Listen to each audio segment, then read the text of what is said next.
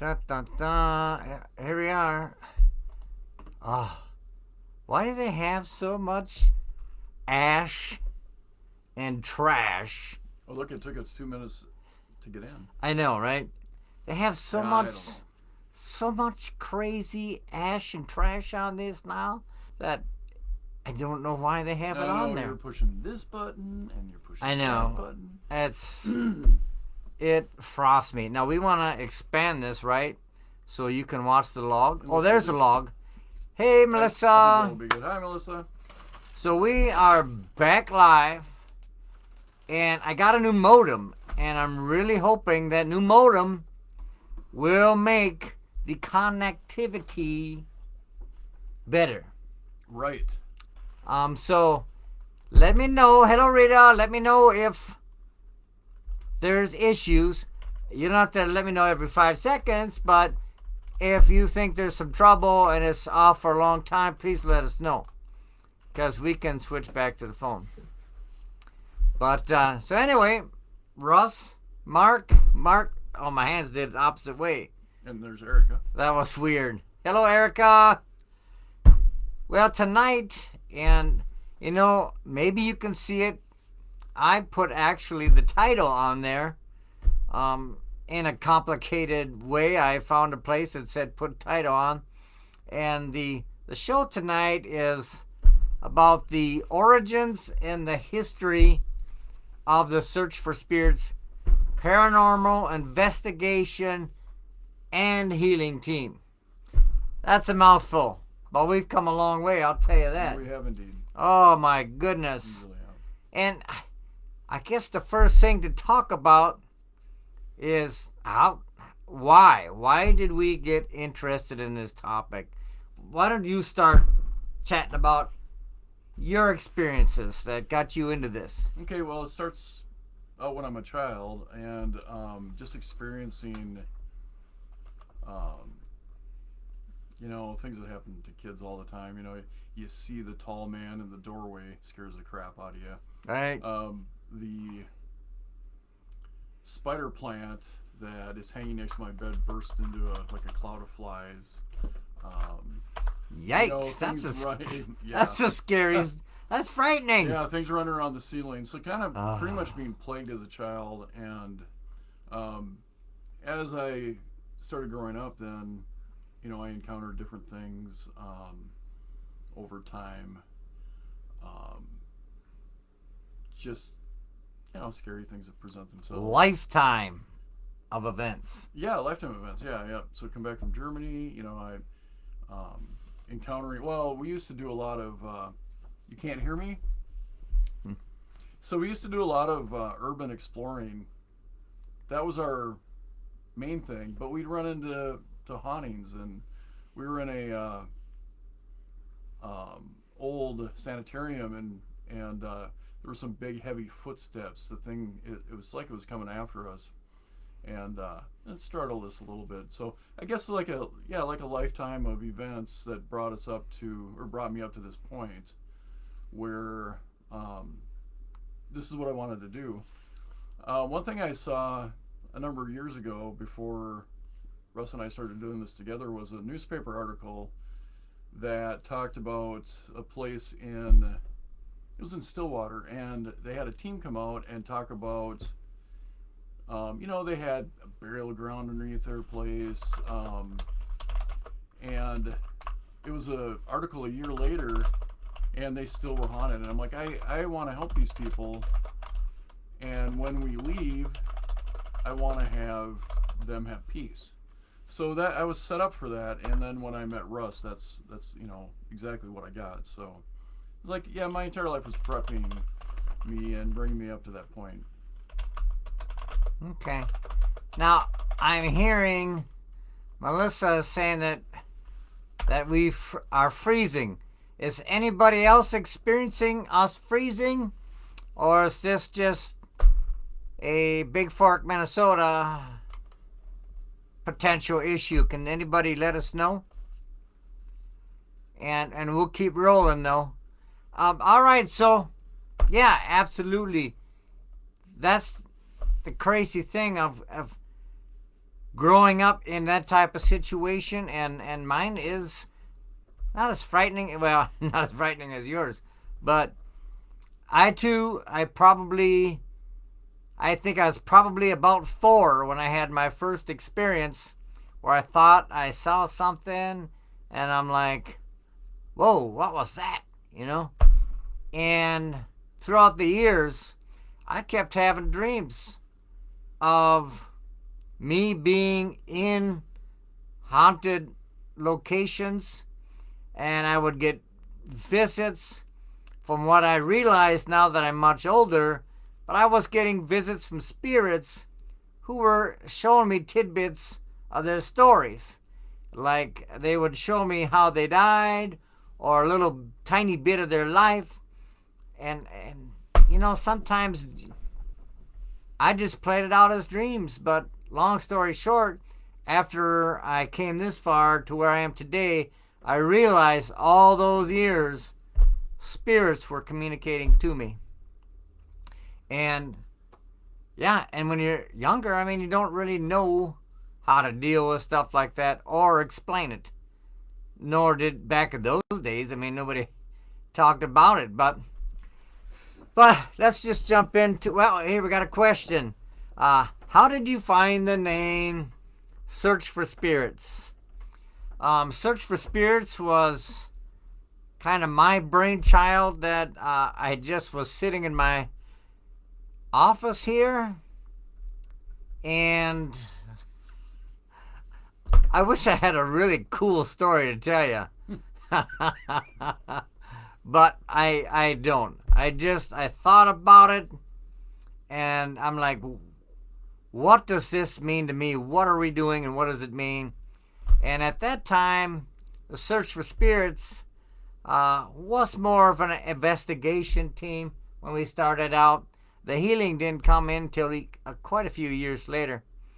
And so we were out there doing investigations and searching for spirits. And the logo came. Oh, I know why she's asking that, because I think Melissa was the one who recommended the cross in there. Oh. Is that why? No, it's all good. It was a number of people that talked to me about. Hello, Shannon. Hi, Shannon. A number of people talked to me about the logo, and that's what I ended up putting together in the end. Here it is.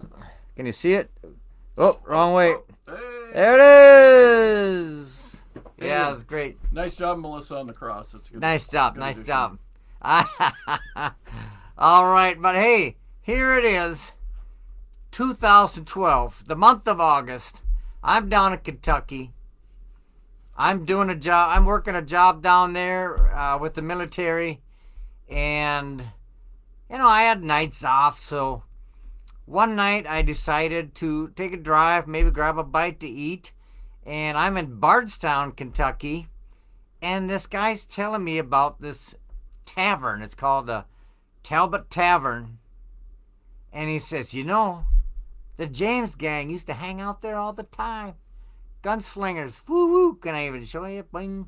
And I'm like, hey, I love stories about the old gunslingers and that type of history and the James gang and Billy the Kid, and that whole bunch of them. Mm-hmm. And I just love that stuff. So I'm like, well, I'm going to drive over there and just see what's going on. And I spent 30 minutes talking to the workers about the James gang and what room they stayed in. There actually was bullets in the wall, different stories, but what came out of that visit was even more information about the hauntings that they had on the second floor. And boy, oh boy, that was intriguing to me to hear about these hauntings. And, about that time, some of those ghost hunting shows, the ghost hunters and this and that, was getting a little bit more popular. And so I was familiar with the process of ghost hunting, so to speak, as it was often called in those years. And like I said, I was intrigued. I visited several places. I got so excited about it. I went to Waverly Hills, and I did a tour. I guess you could call it a tour there.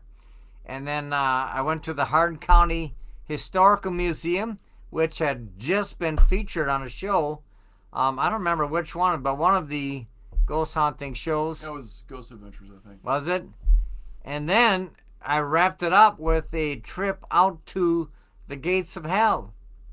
And that's as nasty as it sounds.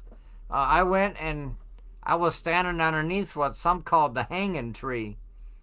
And I said, so how do I know if somebody was hung on this tree or if this is just a story? And right after I asked that question, I felt, let me get this big beard out of the way, I felt what felt like a heavy spider web wrap around all the way around my neck. And I'm like, you got my attention. No doubt about it. I didn't need to know anymore. But I came back to Minnesota, started doing some investigations locally, and all of a sudden, we came together through a friend of ours, and it was in 2016, and a friend of ours mentioned it, right? Is that how it went? Well, right. So I had spent quite a bit of time telling her my stories, and well, also you had too over time, and she knew. Sorry about my voice here. She knew that what you did, and right. So mutually we had, shared our experiences, and she got in contact with Russ and said, "Hey, you should talk to Mark." Now Russ and I had known each other for what did we say we thought? Well, I think we first met probably back in 2003-ish, somewhere in there. We had known each other throughout the years, ran into each other like out at Camp Ripley and deployments and whatnot. And what's interesting too is just before Russ called me, a friend of mine and I were starting to go to places we thought might be haunted. So we went to like the old train yard, and the building's not there anymore, but we got a chance to go in it, and I'm like, well, we got to start something up. Well, and then Russ calls, so that was really opportune. And coincidentally, so I'm at the Benton County Fair with the old family. We're walking around, and I run into Mark and his kids there. And I'm like, hey! And we met, and I said, let's get together. Let's talk on the phone. Let's do something. And so right after the county fair that year in 2016, that fall, it wasn't long. And like I say, I have to look at my notes, but October 28th, we went on our first investigation as a team. And what, 4th Avenue was it? Yeah, it was on the east side of St. Cloud. Yeah. And that was a pretty interesting investigation. Well, and I learned a really good lesson that time. So Russ was talking to the homeowners, they were actually renting, and they were upstairs, and I decided to go in the basement in the dark. I just left the lights off. I wanted to just go down there. I wanted to feel how it was, and see if I could tap into what was going on. So I walked safely so far all the way to the back of the basement, and I felt something like above me, and I was like, well, that's weird. And as I'm reaching up, they came down the stairs and turned the lights on, and right above me was this fan, the quietest fan I've ever even seen or heard. I didn't hear that's it. not even funny. And right? I almost put my hand in that super fast fan, and that would have ended that night of investigation because I would have mangled my hand. But so I learned that one should probably look at the place in the lights. Mm-hmm. That was the same spot where we walked through there later, and my entire face felt like there was spider web just all over it. Right. And I'm like, what? And I was literally freaking out because hi, Steph. I just felt spider webs all over my face. And I said, what's on my face, Mark? What's on my face? Nothing. Not a single thing. And it was nothing. And it happened in that other room, too. Yeah. So you felt that a lot. Melissa asked how many are there on the Search for Spirits team. We were kind of talking about that the other day. We were. And somebody just asked me that question today, silly enough. But I told them this. I said, well, it's probably, we don't have members, per se. We have a team that is throughout the state of people that are very interested in investigating with the Search for Spirits. And so generally, depending upon where we travel to or how many people we need, we call in different personnel. So we don't have like a membership per se. I know some teams have a membership. They give like they have a fee, a annual fee that they pay to be a member. But for us, it is managed by Mark and I, and we call upon people that are on our list, what we do call members, but we call upon them when we need help when we're traveling in their direction. Yeah, I was thinking we had about 10 to 15, a little more regular people. Yeah, 10 to 15 that are regular. Yeah, but more people than that. But that we've had with us over the time. And quite a few more that want to go, that are on my list to go, and we're just waiting. We want to make sure that when we go to an investigation, that the personnel fit that type of investigation. And so there's a lot of little details that we get from the interviews we do with the clients that helps us identify. But that, again, we are primarily a home investigation team. We go to homes specifically to help out a family, a client, or to businesses that need our help. But when we do homes, we only need about 3-4 people there, because otherwise it just gets too full. It does, and for us anyway. A lot of times it's just you and I, just because either it's really a short notice, or it might be a rougher investigation. Yeah, the energy isn't so nice, and every investigation is different. But yeah, at least 10 to 15 members, we'll call them members, absolutely, that we kind of depend on a regular basis when we go different locations. And they're all kind of trained up. We have at least one event every year where I try to invite the whole team in, and we all get to meet each other and practice on the equipment and stuff. We're working on that right now. Absolutely. We got one coming up, hopefully late spring, late April, early May, somewhere in there. We're working on it as we speak. So, yeah, long story short, we get together, and 4th Street is our first one, and we just kept going from there. We had some great experiences there, too. Mm-hmm. And a couple of great EVPs came out of it. Right. And it's just been a growing atmosphere since then. Like, how many did we have last year? Almost 50. Almost 50 different investigations we went on in 2021. That's a pile when you figure there's 52 weekends in a year, right? Right. And 50 times we were out somewhere. But we were so busy last year, we started doing Wednesday nights and other things, trying to mix them in. Right. One thing that's been good too is we've really gotten some really good friendships with others in different groups, and we'll do investigations with them and different things, and that's been a nice thing as well. Right. Yeah. Thanks, Julie. And like I say, and Tammy says it best. We have several members that keep in touch on a regular basis. Melissa and Mark, we converse about a number of cases, discuss things, and we've got a number of members that do that with us that call to discuss cases that are coming up or ones we even did in the past. She asked us if we stream. No, there's no streaming.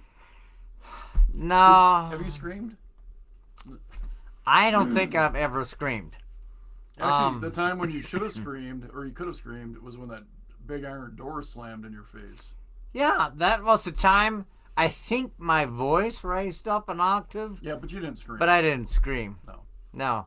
But Melissa. Melissa did. No shame there. No shame. Well, not all of us, Melissa, have the opportunity to run into a spirit physically.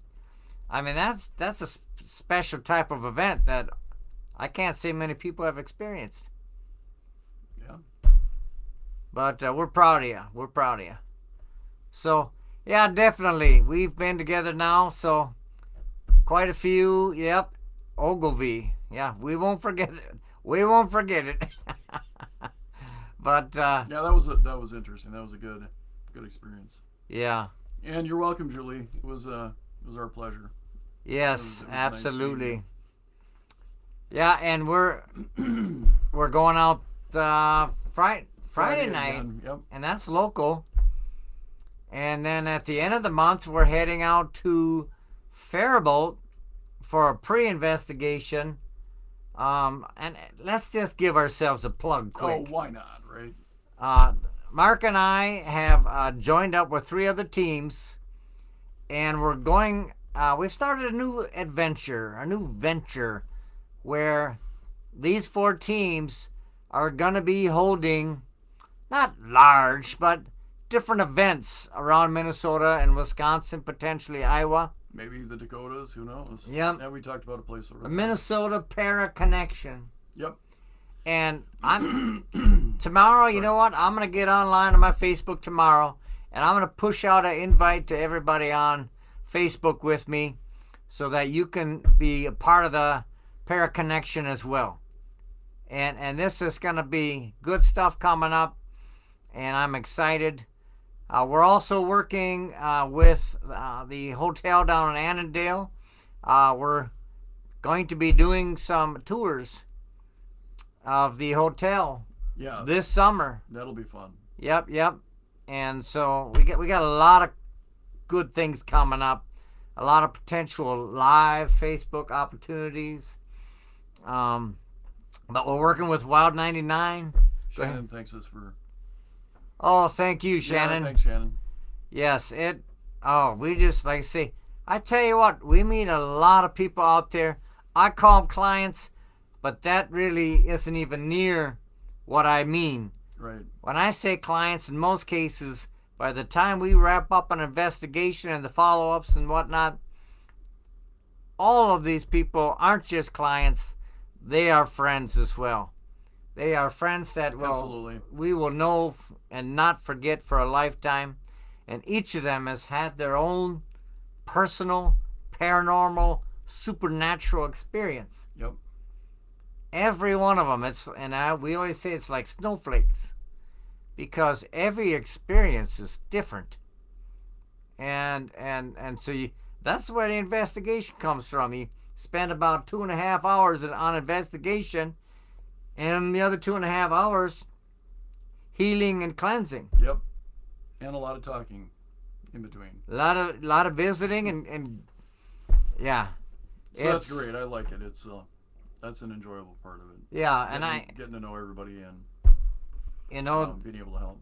We agree a lot on stuff, Mark and I. So as the founder and the team lead, that we discuss this on almost a daily basis, I would say, on what's coming up, what clients we got going on. Never really, because we always do it together. Yeah. You know? I mean, I can't think of a time. I think, Mark, maybe one time you were sick, one time or something. Weren't you sick one time, maybe? But other than that, pretty much every single investigation. I've done some stuff with family, just on the offhand. Right. Because we can't do every single thing. Right. But yeah, because we both do some traveling, and when we travel, we like to meet up with other team members. So some of the out-of-state work we do on our own, or when we're traveling with our families and whatnot. Or even phone calling and whatnot. I mean, I've had some cases I take over the phone, and help them like that. So, Right. and it's kind of it's hard to split those up, do those together. We'll do Yeah. some together, like the New York job. Yeah, the New York job we got together, and that was a crazy job. That I was mean, amazing. Yeah. this guy, he was a minister, but he was so afraid of his house, he didn't even want to go in it. He was waiting for his wife to come. Yeah. Yeah, to actually go inside. So he takes his phone and he runs in the door and he sets his phone down live like this on a live session and sets it on the couch. But now, do you remember though, before that, how worked up he was? Like, Yeah. almost weeping. He was so affected by this thing that was in his Oh, house. it was just devastating for the guy. So, And so he sets the phone down on the couch. He runs back out the house.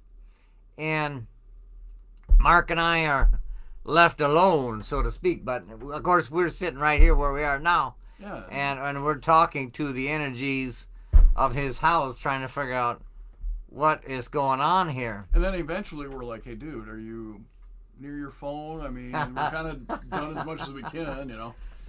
And he comes in and grabs us out. Yeah. He's like, my wife hasn't shown up yet. Ah! But, hey, that case worked out great. The last we heard from him, things were much better and peaceful in that I'm so house. glad, yeah. I mean, Yeah. he's a super nice guy. And I just hated to see him under such torment, Right. you know. So I wish the best for him, always. Absolutely. And like I say, we do a lot of different types of projects on the side, you know, that are kind of part of the team. You know, we're writing things, we're researching things all the time. A lot of stuff going on. But, you know, we've kind of slapped around the whole origin and history. Any other questions that anybody has? And Julie says, speaking of family, her sister might need. So, yeah, just let us know. Absolutely. Absolutely. We, and this guy asked me that today. He says, well, you really travel around, don't you? And I said, well, we've been to Wisconsin and Iowa and South Dakota, and, you know, we've Yep. done a lot of traveling. And over the phone, I mean, New York and Yep, Arizona and Texas. Texas. Yeah. So, Kansas. I was working with a Kansas. girl from Kansas, yeah. Yep. So, you know, the remote ones are a little bit more complicated, but we just talking sometimes really helps a lot of people, because if you have a haunting in your house or a situation that you can't explain, there's not a lot of people you can talk to. It's just not. Who do Right. who do you ask? People don't know.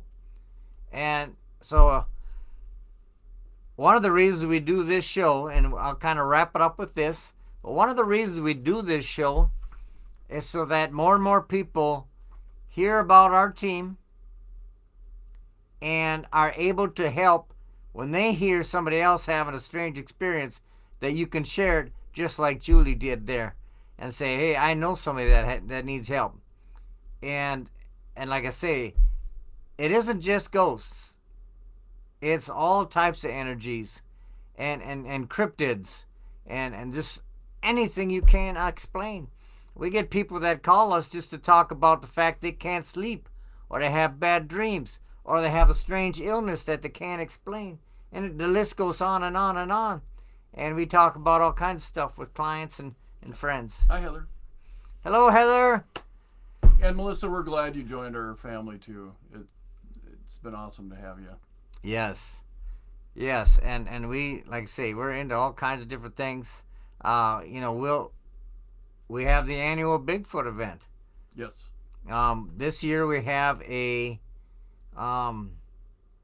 alien, a family up in northern Minnesota who sees alien ships and communications. You know that story better than me. Well, so we were at actually at the Para-Unity conference in Duluth, and this woman came over and we're talking, and her husband is such a UFO freak. He loves it. He was over a couple of booths, and he was just racking the brains of the UFO guys. Mm-hmm. And she's like, that's what my husband's doing. And she's like, but I've had an experience. So I got a chance to interview her, and she had been driving with her kid, and there was this she said it looked like the size of a football field, so this thing was huge, and she could see details and colors, and it killed her car, and her car wouldn't start while it was there. And she's trying to distract her son, and when that thing finally took off, she could drive off. Right. But the other cool thing is, she said her husband saw a UFO, and his description of that over that place, it took off over Lake Superior, but was that it was the exact same description as her mom. Yeah. That her mom had given Multi-generational. in a diary Yep. from the 50s. So it's interesting. That was an enjoyable conversation. Yeah. Yeah, like I say, Mark and I could sit here and tell stories till the sun comes up tomorrow morning. But I think this only can last an hour. But anyway, we're going to tell more stories and more every Tuesday night. Next Tuesday night, what are we talking about, Mark? I think we're talking about, what should we call it? The Hell Farm? Or the Hell Farm. Hell Farm is a good term. Yeah. It was a really interesting case we had. It just comes to mind. Russell plays some really good EVPs and sounds. Yeah, it's interesting. Yeah. Yeah. And yeah, we had I'm kind of fond of that one. And we just drove by there. We did, yeah. Like 2 weeks ago. Yes. Just because we're like, oh, there the place is. So yeah, I think we're gonna revisit it. And just tell the tale of the Hell Farm, I guess we could call it. Or we'll come up with a better name before then, who knows. We'll try to think of something clean. Yeah. Rita, I can't say enough. Sleepless nights. Sign of the cross on the forehead. And at least a 5-inch one on the back of the neck. And that works, added to perhaps reading out loud from a verse out of the New Testament. Try that for about 4, 5, 6 days and see how it works. Sometimes there can be medical reasons for sleepless nights, but we kind of prescribe the holy water, and we have a lot of success with that. There are tenants there. We don't know who it is right now. There was a car there. Yeah, so it looks like somebody's living there. But we did do a little work there. A little work. We didn't do a full cleanse, but we did some Matter of fact, during the crossover, we're really pushing past our timeline again. Don't matter. When we're pushing past our timeline, gosh, now my words are mixed up. I don't even remember what I was going to say. It's the spirit from that place. It is. It's like twisting your words again. Because it happened, remember? That's it. Oh, well. When we were doing when we were crossing the spirits over, one of them calls out, the priest is leaving. And I don't know if this place was an old church, an old school. It's hard to say. That place out there is just an old farm. Just an old like farm. A century farm. But it don't look like a normal house. That's all I got to say. All right, so I better let you go. And we will touch base with you next week, 7 o'clock. And if you are interested, the entire show, this will be on YouTube tomorrow morning. And you can watch it there. Please subscribe and hit like and all the goods. Because we appreciate you guys participating in this show. We love doing it, so we hope you love it as well. Yeah, the location is near Corvuso. Yeah, or it's one of the seas down that way. It's in the country. Yeah, We don't want to totally give it up. No, but that's a close. Right. Close town. So, but anyway, Heather and the rest, everybody, Melissa, Rita, everybody that's watching, thank you and good night. You have a great night.